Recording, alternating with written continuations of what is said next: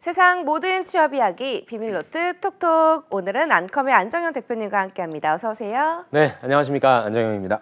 네, 쌤 요즘 아바타 2 인기가 어마어마하더라고요. 네네. 혹시 보셨나요, 쌤? 안 보셨어요? 전 봤습니다. 예, 저도 봤습니다. 저는 네. 사실 원을 너무 재미없게 봐가지고. 저도 네, 기대를 안 했어요. 저도 네. 기대를 하나도 안 했는데 또 3시간 넘잖아요. 그래서 아예 첫 번째 그 첫 시간 한 1시간 정도는 푹 자야 되겠다라고 숙면을 했고요. 뭐 2시간 보는데도 저는 지장은 없어서 기대도 안 해서 그런가 굉장히 재밌게 봤고. 그쵸. 저는 진짜 내가 이 시대에 이런 동시대에 태어나서 그런 걸 좀 볼 수 있다라고 하는 게 참 축복이다라고 생각될 만큼, 그 다음에 또 무엇보다도 가족에 대해서 좀 배울 수 있지 않습니까? 가족 영화였어요. 네, 새해이기도 하고 또 우리 취준생분들이 결국에는 내가 이 취준이라고 하는 것을 끌고 가기 위해서 가장 큰 힘이 되는 게 또 가족애라고 생각합니다. 그래서 여러분들도 혹시나 시간이 되신다면 한번 스트레스도 풀 겸 해서 꼭 보시길 추천드리고 싶습니다. 네, 저도 좀 꼭 추천하고 싶어요. 네네. 재밌었습니다. 네. 방학 특집인가요? 신년 특집인가요? 네. 안쌤의 직무 네. 대탐험 시간 오늘도 계속된다고 하는데요. 네네. 오늘은 어떤 직무로 탐험을 떠날까요? 우리가 이제 지난번 2번은 이제 인사 직무, 네. 회계 직무, 여러분들이 경영 지원 쪽에서 많이 지원하시는 직무로 갔고요. 오늘은 이제 이공계 분들이 정말로 많이 지원하시고 또 대한민국에서 가장 많은 취업자 수를 배출하고 있는 직무죠. 네. 바로 생산 기술이라고 하는 그 직무에 대해서 같이 한번 탐험을 떠나보도록 하겠습니다. 네, 생산기술 직무라고 하면 이런 반응들이 많이 나오거든요. 이 공장 다니니? 라고 물어보는데 이 아무래도 이 생산과 기술이라는 단어가 합쳐져 있다 보니까 그런 생각이 드는 것 같아요. 오늘 좀 자세하게 알아볼 텐데 이 생산기술이란 어떤 직무인지 좀 소개 좀 해주실까요? 네, 일단은 생산기술까지 오기 전에 좀 몇 가지 말씀을 드려야 될 텐데 좀 쉽게 설명을 드릴게요. 예를 들어 가지고 뭐 제가 요게 이제 와치죠. 요 와치라고 하는 거를 차고 있는데, 여러분들이 이 와치를 만들어야 된다라고 한다면 우리는 그냥 만들어져 있는 거를 그냥 사는, 여기서 바로 스타트를 하지만 여러분들이 만약에 만들어야 되는 입장이라고 한다면 최초에 이러한 제품을 연구하시고 기획하는 분들이 계시겠죠. 그래서 이렇게 연구 개발이라고 한다라고 하면 여러분들이 뭘 생각하시면 좋냐면 자동차에서 모터쇼 같은 거 하잖아요. 그렇게 하면 이번에 CES도 그랬지만 신제품들이 많이 나오죠. 근데 그런 신제품들은 우리가 바로 구매할 수가 없는 컨셉화된 제품이라고 합니다. 그래서 최초에 어떤 제품을 연구하고 개발한다고 해요. 근데 이게 시장성도 있을 것 같고 반응도 있을 것 같아 라고 한다면 이제 이 부분을 제가 구매할 수 있을 만큼 양산할 수 있어야 되겠죠. 즉 우리가 생산이라고 하는 개념과 양산이라고 하는 개념을 똑같이 쓰기도 하지만, 일단 생산 기술 쪽에 지원하시는 분들은 이 제품을 단순히 만들어내는 게 아니라 저와 같은 소비자들이 구매할 수 있는 가격으로 대량 생산할 수 있게 만들어야 되겠죠. 그럼 이걸 만들기 위한 무엇이 필요하냐면 어떠한 툴이 필요하겠죠. 그 다음에 이걸 처음에는 몰 조립하고 그 다음에 몰 조립하고 그 다음에 품질 테스트를 하고 등등의 이런 걸 우리가 보통 공정이라고 합니다. 그럼 누군가는 연구 개발을 했을 거고 그걸 이어받아서 얘들아, 내가 제품을 하나 개발했으니까 이제 이거를 모든 소비자들에게 판매할 수 있게 만들 수 있는 툴을 니네가 만들어라 라고 하면 누군가 이어받겠죠. 그럼 누구는 요걸 어떻게 요걸 만들기 위해서 어떻게 라인을 설계하고 어떻게 라인을 설계하고, 이런 것들이 이제 보통 우리가 공정 설계라고 합니다. 그래서 요거는 한 4가지 공정을 거치면 돼. 각각의 공정은 이렇게 가면 될 거야 라고 설계를 할 거고요. 이 공정 설계를 이어받는 사람들이 이제 오늘 제가 할 생산기술 직무들입니다. 그래서 설계도면이 있잖아요. 그럼 이거 보고 이제 세팅을 하는 겁니다. 그래서 아주 쉬운 예는 뭐냐. 겨울 되면 항상 우리와 함께하는 영양간식 붕어빵. 여러분들이 붕어빵을 만들어 팔고 싶으면 누군가가 만들어준 붕어빵 판매하는 기구라는 게 있잖아요. 그거를 세팅해 오는 게 바로 누가 하는 거다? 생산 기술이 하는 거예요. 그럼 직접 내가 그런 기계를 만들어야 되냐? 아니죠. 그런 기계를 만드는 게 아니라 그런 기계 만드는 곳을 찾겠죠. 그 다음에 우리한테 맞는, 우리는 붕어빵 15cm 해주세요, 10cm 해주세요, 5cm 해주세요. 그 우리 회사에 맞게 그런 것들을 세팅하는 거겠죠. 그래서 잘 생산이 이루어질 수 있도록 제일 중요한 거, 불량이 나타나지 않고 잘 양품의 제품들이 생산될 수 있도록 이렇게 세팅하는 역할이 바로 오늘 우리가 같이 알아볼 생산 기술 직무입니다. 그런데 또 하나 좀 알아둬야 될 게, 이 생산 기술 직무가 굉장히 브로드한 개념이에요. 아까 제가 말씀드렸던 공정을 설계하고 공정 이런 기술 쪽 같이 하는 것도 생산 기술에 포함되기도 하고 그다음에 생산을 하려면은 기계 장비가 있어야 되잖아요. 네. 그래서 이런 기계 장비들을 보수하고 또 이런 걸 관리하는 설비 관리 직무도 생산 기술에 넣기도 하거든요. 그래서 오늘 제가 말씀드릴 거는 여러분들과 같이 할 거는 전반적으로 어떠한 제품을 생산함에 있어서 누군가는 이것들을 세팅해야 돼. 특히나 네. 기계, 장비 이런 부분들을 세팅할 거고 이런 것들이 잘 돌아가서 양품의 제품들이 생산될 수 있도록 품질 좋은 제품들이 생산될 수 있도록 최초로 계획하고 세팅하는 사람들이 누구다? 바로 오늘 할 생산 기술이다라고 전제를 깔고 가도록 하겠습니다. 네, 근데요 쌤, 이 생산 관리라는 직무도 있잖아요. 그렇죠, 그렇죠. 좀 엄연히 다른 일을 네, 하는 건가요? 맞습니다. 그러니까 또 이것도 네. 또 기업마다 달라요. 어떤 곳은 생산 관리라고 써놓고 생산 기술의 역할도 하고요. 그래서 이것도 사전적인 의미로는 좀 어떻게 다르냐?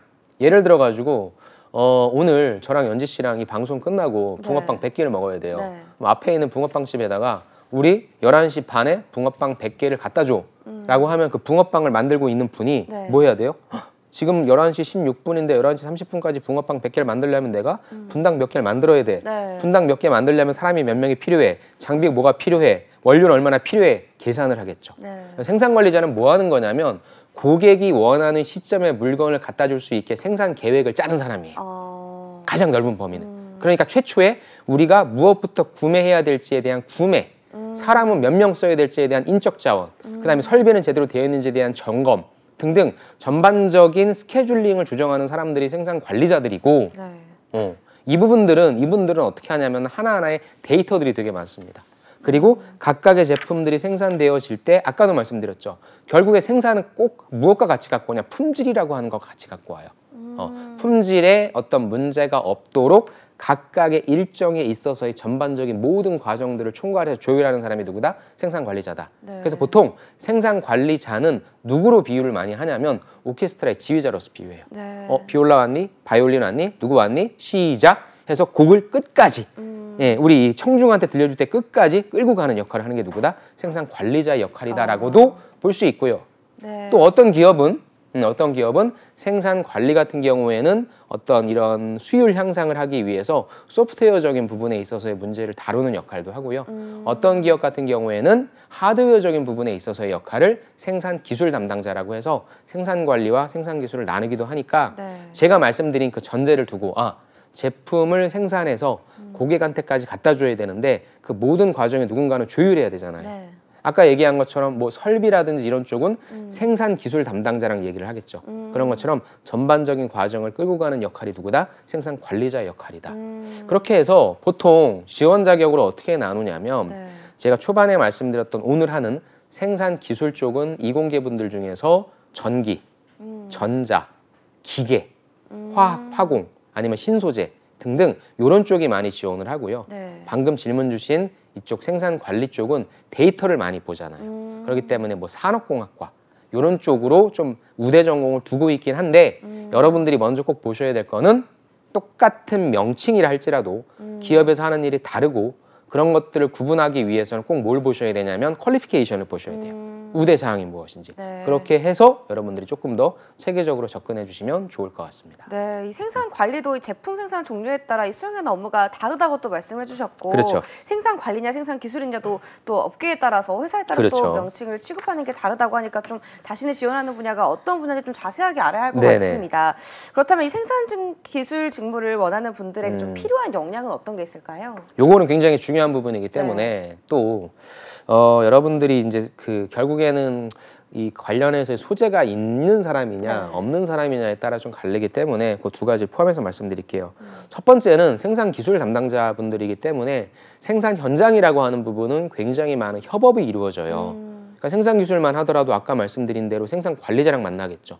네. 그 다음에 이 장비를 다루는 어떤 설비 관리자들이랑도 만나겠죠. 그 다음에 가장 많이 만나는 사람 누구겠어요? 실제 생산하는 오퍼레이팅 분들과도 만나겠죠. 다양한 사람들과 많이 만나기 때문에 무엇보다도 중요한 것은 커뮤니케이션 역량이에요. 커뮤니케이션 역량 너무 뻔하죠, 여러분. 제가 지난주에 했던 회계 직무, 그 전주에 했던 인사 직무, 커뮤니케이션 다 필요하죠. 그러면 여러분들은 어떤 커뮤니케이션을 생각해야 되냐?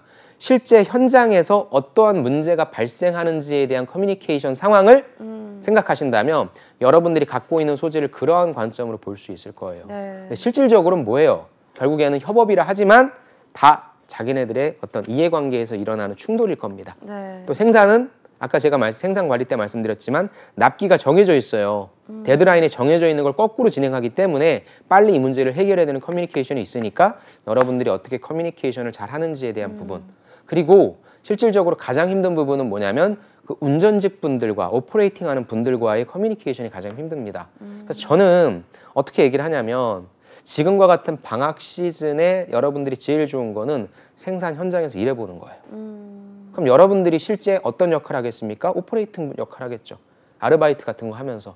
그러면 당연히 생산 관리자나 생산 기술자분들도 만나게 되실 거고. 네. 그러면 저 사람들이 우리에 대해서 어떻게 조금 더 뭔가 배려를 해준다거나 이런 시스템을 만들어 놓는다면 우리가 조금 더 체계적으로 일할 수 있을 텐데 그 다음에 실제 현장에서는 이런저러한 어떤 의견 충돌이 발생하는구나. 그래서 그 소재를 써주시면 제일 좋고 네. 그러한 것들에 대한 게 없으면 여러분들이 갖고 있는 소재를 그러한 관점으로 서술하자. 그거 말씀드리고 싶고요.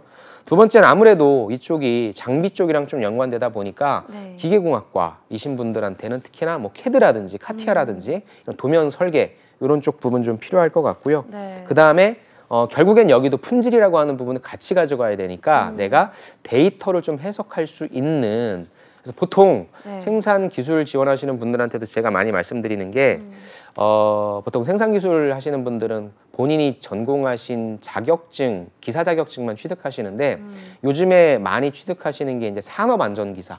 아무래도 생산 현장이다 보니까 위험도에 좀 노출되어 있죠. 그래서 안전사고니까 산업안전기사 취득하시라고 하고요. 그리고 실제 이제 현업에 근무하고 계신 분들도 이제 많이 말씀하시는 게 결국엔 품질이다. 왜냐하면 다 자동화가 돼 있잖아요. 결국엔 품질이기 때문에 다양한 엄청나게 많은 방대한 데이터를 해석할 수 있는 IT적인 역량에서 품질 경영 기사도 저는 추천을 드립니다. 그래서 시간적인 여유가 있으신 분들은 여러분들의 전공에서의 기사, 그 다음에 산업 안전, 그 다음에 품질 경영까지 따면 이건 정말 100점이죠. 근데 시간적인 여유가 없다라고 한다면 일단 여러분들이 갖고 계신 기사 자격증 하나 취득해 주시고 네. 나머지 이런 것들을 할 수 있는 요즘엔 기업들이 또 실무형 프로젝트들을 많이 해요. 제가 그저께 같이 했던 컨설팅 했던 친구도 지금 한 모 기업에서 그 빅데이터 프로젝트를 해서 스마트 팩토리에서 품질을 잡아내기 위한 그런 프로젝트들을 했거든요. 네. 그러니까 그런 부분들도 여러분들이 좀 어필을 해주시면 좋을 것 같습니다. 네, 이 산업안전기사나 품질경영기사 자격증 취득을 조금 추천을 해주셨는데요. 네네. 그 외에도 좀 취득하면 좋은 자격증들이 어떤 게 있을까요? 그 다음에는 일반적인 거는 일반 기계기사. 네. 그러니까 요거는 이제 좀 기계공학과 분들이 한다면 공조 냉동기계 아니면 네. 전기기사. 왜냐하면 유틸리티이기 때문에 이런 부분들도 있습니다. 그래서 이거는 어떤 기사 자격증을 따는 게 딱 좋다라고 제가 획일화시킬 수는 없고요. 역시나 네. 이런 거 우대사항에 나와 있을 거예요.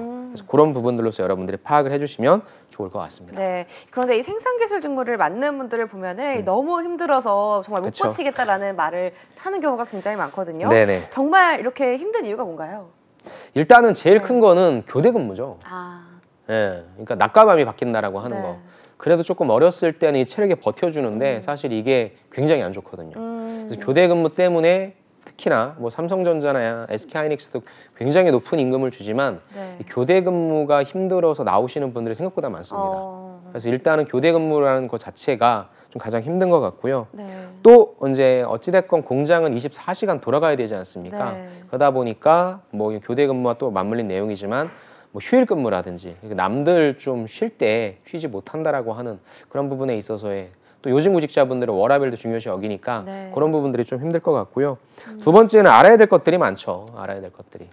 내가 이걸 하나만 안다라고 해서 일을 할 수 있는 게 아니라 네. 다양한 부서들과 같이 협업을 해야 되기 때문에 전기적인 지식, 전자적인 지식, 기계적인 지식 아무래도 갖고 있어야 일을 할 수 있을 때 편하니까 그런 것들에 대한 끊임없이 어떤 배움이라든지 이런 거 있어야 될 것 같고 특히나 반도체 쪽은 공정이 계속 미세 공정으로 가면서 급속도로 변하거든요. 그래서 그런 쪽을 지원하시는 분들은 그에 맞는 공부를 또 계속 해주셔야 된다라고 하는 현실적인 어려움이고요.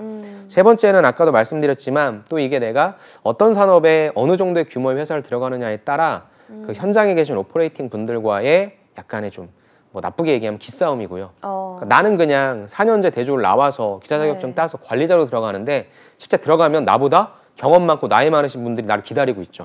아유 관리자님 오셨습니까? 내 말을 듣겠어요. 아닌 거죠. 거기서 내가 무엇인가 보여줘야 되는데 거기서 내가 이 사람들을 업무를 휘어잡겠어. 나의 어떤 지적 수준 이런 게 안 되죠. 거기서 이제 대인관계가 필요한 거예요. 그래서 보통 가서 먼저 친근하게 가서 인사하고 필요하겠네요. 그렇죠. 먼저 그분들 인정해 주는 게 필요하고 그래서 그런 거에 있어서 대인관계 그래서 그런 것도 또 사실 힘들어하는 분들도 계신데 이 세 가지가 사실 현실적인 부분이니까 그래서 좀 엄밀히 말씀드리면 생산 기술이 많이 뽑아서 지원하는 거지 생산 기술 쪽을 너무 하고 싶습니다 라는 분들이 사실 많은 건 아니에요. 그렇군요. 워낙에 많은 기물을 뽑아서 그런 거지. 그래서 여러분들도 들어가시는 건 참 좋을 거예요. 그래서 어찌됐건 전화기 이분들은 무조건 취업은 되세요. 어찌됐건 되시는데 내가 이 부분에 대해서 충분히 따져보고 이게 힘들 것 같다라고 하면 다른 직무도 지원해 보시는 것도 생각을 해보셔야 될 것 같습니다. 그럼에도 불구하고 이 생산기술 직무가 익히두면 분명히 장점이 많을 것 같거든요. 강사님께서 보시기에는 이 생산기술 직무의 장점은 어떤 게 있을까요? 일단 첫 번째는 뭐 이게 또 사람에 따라 다르겠지만 단기간에 많은 것들을 좀 배울 수 있다라고 하는 부분인 거고 두 번째는 내가 배웠던 지식이 실질적으로 기술인 거잖아요. 그게 이제 현업에 적용되면서 와 내가 그냥 이론적으로 배웠던 게 이렇게 적용되는구나. 약간 모디파인 되겠지만 그래서 그런 부분들이 성취감이란 게 있는 것 같고요. 세 번째는 생산기술 직무는요. 좀 오래 다니실 수 있다라고 하는 그 다음에 이제 이 직무 자체가 처음엔 기술이지만 좀 이제 시간이 지나다 보면 공정 설계라든지 아니면 아까 우리가 또 얘기했던 생산 관리라든지 관리직으로 가면 조금 더 거시적인 차원의 일을 할 수 있으니까 그런 측면에 있어서의 장점도 있을 것 같고요. 또 우리나라가 지금 큰 대기업들은 해외로 공장을 많이 짓고 있잖아요. 그래서 해외에 나가서 근무할 수 있다라고 하는 그런 이점도 있으니까 생산기술 지원하시는 분들은 영어 공부도 좀 잘 해놓으시면 좋을 것 같습니다. 마지막으로 이 생산기술 직무를 쌓았을 때 커리어로서는 어떤 좀 이득이 있는지 정리 좀 해주실까요? 방금 전에 제가 말씀드렸던 그 세 번째 사항 다른 쪽으로 갈 수 있다라고 하는 그런 측면도 좀 말씀드리고 싶고요. 일단은 기술자잖아요. 기술자이고 기술자의 가장 좋은 점은 내가 계속적으로 공부해서 나의 실력을 업그레이드 할 수 있다라고 하는 그런 측면이 될 것 같습니다. 그래서 4년제를 아마 나오셨다라고 한다면 기사를 따셨을 텐데 저는 이제 그 다음부터 격차가 벌어진다고 생각해요. 물론 좋은 기업 들어가서 많은 연봉 받으면 거기에 안주하실 수도 있는데 계속 공부하시면서 기술사라고 하는 것도 하실 수 있고 여러분들이 나중에 관리 감독할 수도 있고 나중에 회사를 나와서도 여러분들 스스로에 대한 업도 하실 수 있으니까 저는 끊임없이 노력하시고 공부하셔서 어차피 대한민국은 제조업이잖아요. 가장 좀 유망한 그런 반도체라든지 2차 전지라든지 이런 쪽으로 뛰어드셔서 여러분들 대한민국을 이끌 수 있는 핵심 인재가 되셨으면 좋겠습니다. 네, 알겠습니다. 오늘 란스템의 직무대타면 오늘은 이렇게 생산기술 직무에 대해서 파헤쳐보는 시간 가져봤습니다. 지금까지 앙컴의 안정현 강사님과 함께했습니다. 말씀 고맙습니다. 네, 감사합니다.